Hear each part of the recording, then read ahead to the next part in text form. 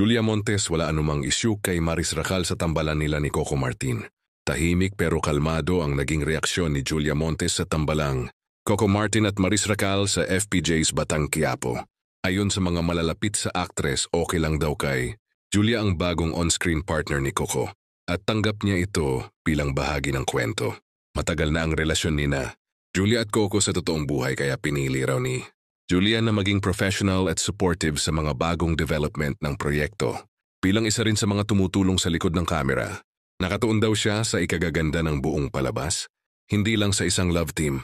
Samantala, nagpahayag din si Maris Racal ng paghanga kay Coco bilang aktor at direktor.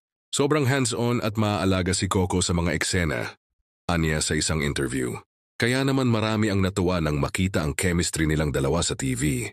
Sa ngayon, nananatiling solid. Ang suporta ni Julia sa Batang Quiapo team patunay na magkaibigan at magkapamilya pa rin sila sa set kahit may bagong tambalan na pinagkakaguluhan ng publiko.